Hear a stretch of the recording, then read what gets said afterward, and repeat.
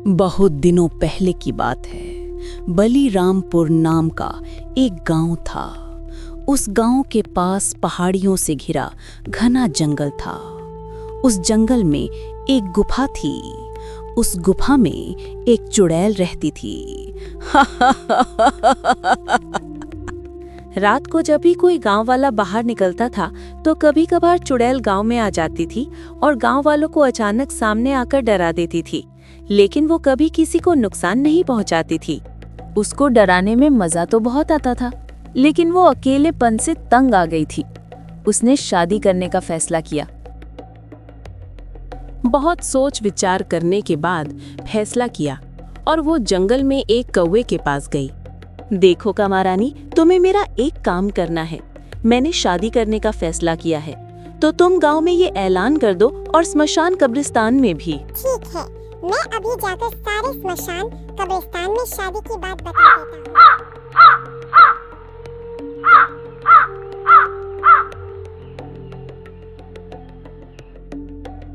चुड़ैल की शादी के बाद जंगल में आग की तरह फैल गई। मुर्दे जागने लगे।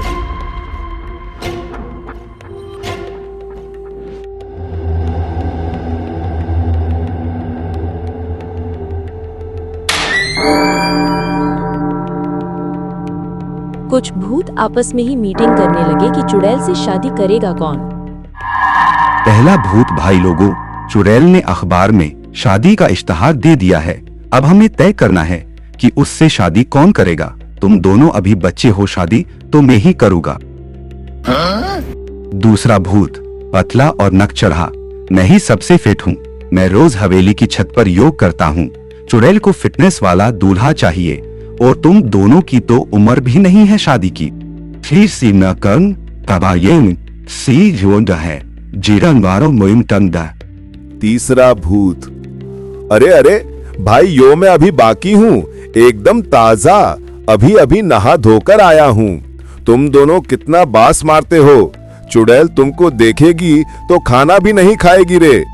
चुड़ैल को फिटनेस नहीं, खाना पसंद है और मैं तो रोज भूतों की बिरयानी और आत्मा समोसे बनाता हूँ।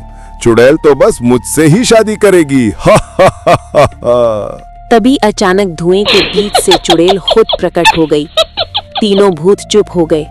चुड़ैल हंसते हुए, तुम तीनों मेरी मीटिंग बिना बुलाए क्यों कर रहे हो और ये तय करना कि मुझसे शादी कौन करेगा? अरे पगलो, मैं ही तय करूंगी कि शादी किससे होगी। मुझे वो भूत पसंद है जो मेरे साथ मिलकर लोगों को हंसाए भी और डराए भी। अब तीनों भूत एक दूसरे को घूरने लगे और बोले, तो बहन जी बताइए, आखिर चुना किसे? चुड़ैल ने तीनों भूतों को घूर कर कहा, अगर मुझसे शादी करनी है तो पहले मेरी परीक्षा पास करनी होगी। जो जीता वही मेरा दूल्हा। तीनों भूत एक साथ बोले, ठीक है, बताओ परीक्षा क्या है? चुड़ैल बोली, पहले राउंड में तुम्हें गांव के सरपंच को डराना है। जो सबसे ज्यादा डराएगा उसे मैं 10 अंक दूंगी। और तीनों भूतों रात होते ही गांव में आ जाते हैं और गांव का सरपंच घोड़े बेचकर सो रहा था। पहला भूत जोर से हंसने लगा।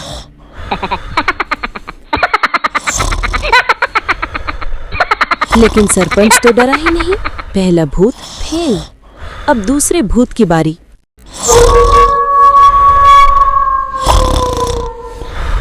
दूसरे भूत से भी सरपंच नहीं डरा।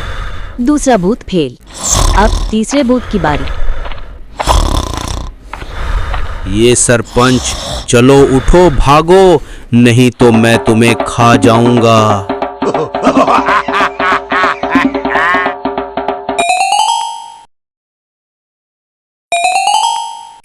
पहला राउंड तो मोटा भूत जीत गया। अब दूसरा राउंड है। मेरे लिए कुछ खास खाने का इंतजाम करेगा, वही मेरा दूल्हा होगा। और तीनों भूत खाना बनाने के लिए निकल पड़े और चुड़ैल इधर मन ही मन में बहुत खुश हो रही थी कि बहुत साल बाद मेरी शादी होगी। तभी पहला भूतन वहां आ जाता है। एलो जी, मैंने तुम्हारे लिए मकड़ी की बिरयानी बनाकर लाया हूँ। छी, मैं और मकड़ी की बिरयानी? तुमने मुझे ऐसी वैसी चुड़ैल समझ लिया क्या? और वहाँ दूसरा भूत आ जाता है। मैं लाया हूँ आपके लिए बहुत सस्ता KFC चिकन।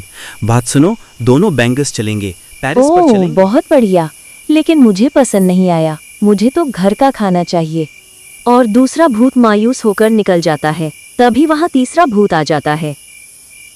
रानी साहिब, पेश है आपकी खिदमत में मछली फ्राई और तंदूरी रोटी। मैंने अपने हाथों से बनाया है। वाह उस्ताद, बहुत बढ़िया। तुम मुझे बहुत पसंद आए हो और ये मछली फ्राई तो मुझे बहुत पसंद है। अब फैसले की बारी और सब गांव के कब्रिस्तान में जमा हो गए। चुड़ैल बोली, जैसे कि मैंने वादा किया था, शादी की तैयारियां करो, मोटा ही मेरा दूल्हा बनेगा। और मोटा भूत खुशी से नाचने लगा।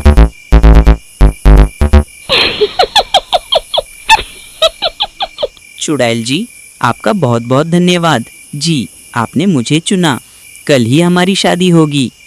मोटा भूत दूल्हे की तरह सज धज के घोड़े की जगह साइकिल पर सवार होकर निकला।